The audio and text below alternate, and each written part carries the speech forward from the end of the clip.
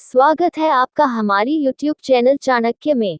हमारी चैनल के साथ जुड़े रहने के लिए हमारी चैनल को सब्सक्राइब कर लो और नीचे दी गई घंटी को दबा दो। तो आइए अब और समय न व्यर्थ करते हुए जान लेते हैं कि हनुमान जी से हमें सफलता पाने के लिए कौन से गुण सीखने चाहिए। अंजनी पुत्र हनुमान जी एक कुशल प्रबंधन थे। मन, कर्म और वाणी पर संतुलन ये हनुमान जी से सीखा जा सकता है। ज्ञान, बुद्धि, विद्या और बल के साथ ही उनमें विनम्रता भी अपार थी। सही समय पर सही कार्य करना और कार्य को अंजाम तक पहुंचाने का उनमें चमत्कारिक गुण था। आओ जानते हैं कि किस तरह उनमें कार्य का संपादन करने की अद्भुत क्षमता थी जो आज के मैनेजर्स और कर्मठ लोगों को सीखना चाहिए। 1. सीखने की लगन। हनुमान जी ने बचपन से लेकर अंत तक सभी से कुछ न कुछ सीखा था।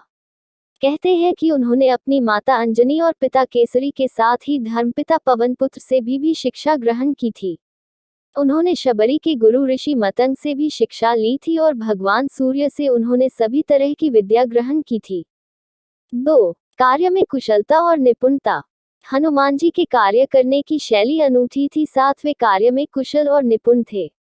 उन्होंने सुग्रीव की सहायता हेतु उन्हें श्री राम से मिलाया और राम की सहायता हेतु उन्होंने वह सब कुछ अपनी बुद्धि कौशल से किया जो प्रभु श्री राम ने आदेश दिया। वे कार्य में कुशल प्रबंधक हैं। हनुमान जी ने सेना से लेकर समुद्र को पार करने तक जो कार्य कुशलता व बुद्धि के साथ किया वह उनके विशिष्ट मैनेजमेंट को दर्शाता है। 3. राइट प्लानिंग, वैल्यूज और कमिटमेंट। हनुमान जी को जो कार्य सौंपा जाता था पहले वह उसकी प्लानिंग करते थे और फिर इम्प्लीमेंटेशन करते थे।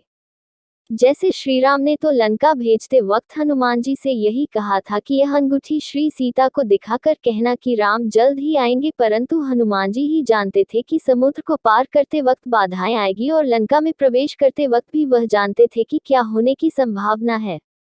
उन्होंने कड़े रूप में रावण को राम का संदेश भी दिया, विभीषण को राम की ओर खींच लाएं, अक्षय कुमार का वध भी कर दिया और माता सीता को अंगूठी देकर लंका भी जला डाली और सकुशल लौट भी आए। ये सभी उनकी कार्य योजना का ही हिस्सा था।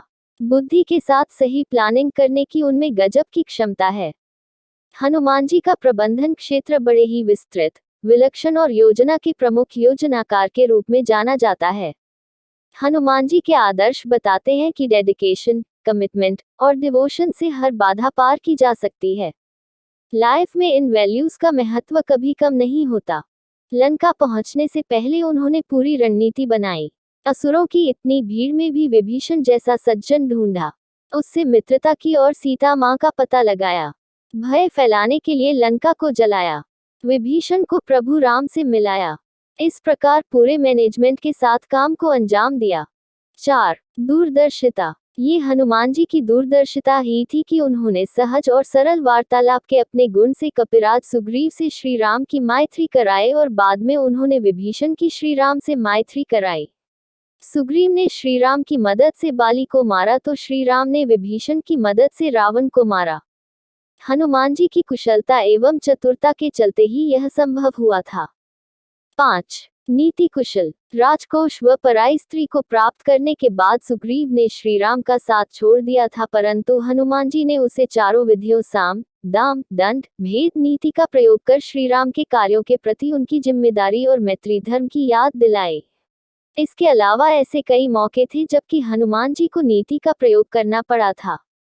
हनुमान जी मैनेजमेंट की यह सीख देते हैं कि अगर लक्ष्य महान हो और उसे पाना सभी के हित में हो तो हर प्रकार की नीति अपनाई जा सकती है।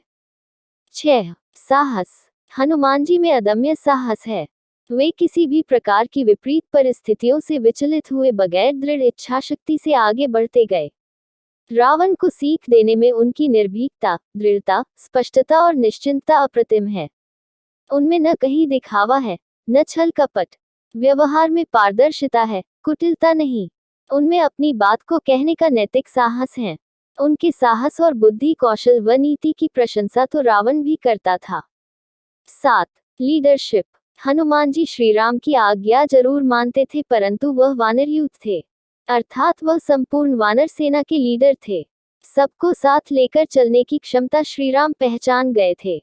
कठिनाइयों में जो निर्भयता और साहसपूर्वक साथियों का सहायक और मार्गदर्शक बन सके, लक्ष्य प्राप्ति हेतु जिसमें उत्साह और जोश, धैर्य और लगन हो, कठिनाइयों पर विजय पाने, परिस्थितियों को अपने अनुकूल कर लेने का संकल्प और क्षमता हो, सबकी सलाह सुनने का गुण हो, वही तो लीडर बन सकता है। उन्होंने जामवंत से मार्गदर्शन लिया और उत्साहपूर्वक रामकाज किया। सबको सम्मानित करना, सक्रिय और ऊर्जा संपन्न होकर कार्य में निरंतरता बनाए रखने की क्षमता भी कार्य सिद्धि का सिद्ध मंत्र है। 8. हर परिस्थिति में मस्त रहना। हनुमान जी के चेहरे पर कभी चिंता, निराशा या शोक नहीं देख सकते। वो हर हाल में मस्त रहते हैं। हनुमान जी कार्य करने के दौरान कभी गंभीर नहीं रहे, उन्होंने हर कार्य को एक उत्सव व खेल की तरह लिया। उनमें आज की सबसे अनिवार्य मैनेजमेंट क्वालिटी है कि वे अपना विनोदी स्वभाव हर सिचुएशन में बनाए रखते हैं। आपको याद होगा, लंका गए तब उन्होंने मदमस्त होकर खूब फल खाए और बगीचे को उजाड़कर अपना मनोरंजन भी किया और साथ ही रावण को संदेश भी दे दिया। इसी तरह उन्होंने द्वारिका के बगीचे में भी खूब फल खाकर मनोरंजन किया था और अंत में बलराम का घमंड भी चूर कर दिया था। उन्होंने मनोरंजन में ही कई घमंडियों का घमंड तोड़ दिया था। 9. शूत्र पर निगाहें। हनुमान जी किसी भी परिस्थिति में कैसे भी हो, भजन कर रहे हो या कहीं आसमान में उड़ रहे हैं या फल फूल खा रहे हो, परंतु उनकी नजर अपने शत्रुओं पर जरूर रहती है। विरोधी के असावधान रहते ही उसके रहस्य को जान लेना, शत्रुओं के बीच दोस्त खोज लेने की दक्षता विभीषण प्रसंग में दिखाई देती है। उनके हर कार्य में थिंक और एक्ट का अद्भुत कॉम्बिनेशन है। 10. विनम्रता। हनुमान जी महासर्वशक्तिशाली थे। हनुमान जी के लंका को उजाड़ा, कई असुरों का संहार किया, शनिदेव का घमंड चूर चूर किया, पौंड्रक की नगरी को उजाड़ा, भीम का घमंड किया चूर किया, अर्जुन का घमंड चूर किया, बलराम जी का घमंड चूर किया और संपूर्ण जगत को ये जता दिया कि वे क्या हैं, परंतु उन्होंने कभी भी खुद विनम्रता और भक्ति का साथ नहीं छोड़ा।